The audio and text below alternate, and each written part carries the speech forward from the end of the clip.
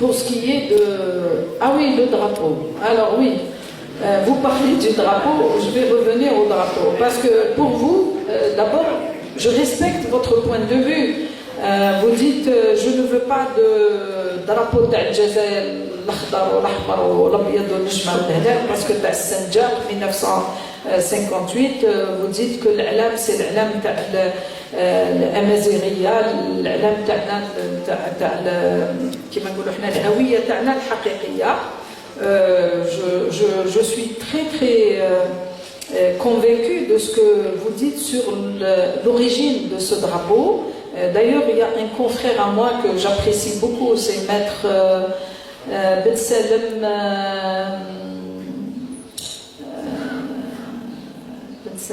Athman, qui a fait même une vidéo dans ce sens pour expliquer le drapeau de la Mazérité, qui a expliqué les couleurs, qui a expliqué l'historique de ce drapeau, d'où il vient, son côté même qui va au-delà de l'Algérie, mais plutôt de l'Afrique. Si, mais lui, il a expliqué toutes les couleurs. Non, c'est le même. Regardez, il a une vidéo qu'il a publiée. Non, monsieur rouge ou noir. Non, c'est le même. Il l'a expliqué. Le vert, le noir. D'accord. Donc, moi, vous me dites qu'il faut enlever ce drapeau. Je pense que si on est des démocrates, mais si une personne, ou la 10, ou la 20, ou la même 1 million, qui vont dire à 40 millions ou plus de 42 millions, il faut enlever. Il faut qu'il y ait un débat. D'accord. Je ne vous dis pas, je ne discute pas. C'est pas vous me demandez moi de décider ou quoi? Je ne vais pas décider ça. Si vous êtes démocrate, c'est une décision qui revient au peuple, non? Vous êtes d'accord? Eh bien, il peut faire l'objet d'un débat. Vous êtes d'accord? Vous êtes d'accord pour le débat? C'est ce que je veux. J'essaie de comprendre. Peut-être ma femme. Ah, maintenant, l'arabe et l'islamité.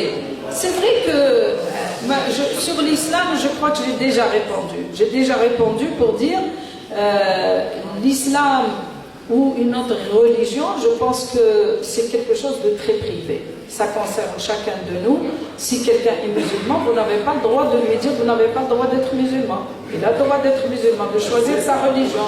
Non, il a le droit. Vous allez lui dire non, il ne faut pas être musulman.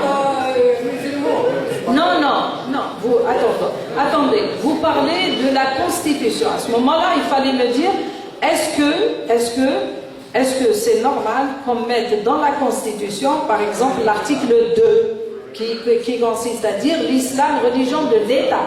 C'est ça ce que vous voulez dire? C'est ça? D'accord.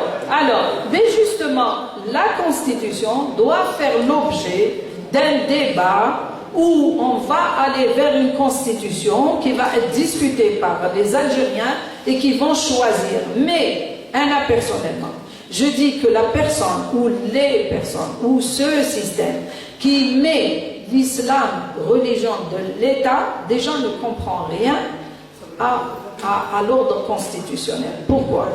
Parce que tout simplement, l'État est une personnalité morale. D'accord? L'État, c'est moral, c'est pas physique. C'est comme ماشي كما البشر. أنا زبيدة عسل je suis un être humain شخص طبيعي. Mais l'État, c'est qui?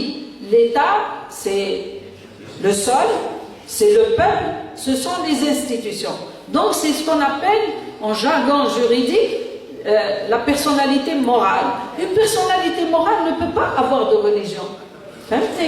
Une personnalité morale ne peut pas avoir de religion. C'est la personnalité physique qui peut avoir une religion, mais la personnalité morale ne peut pas avoir de religion.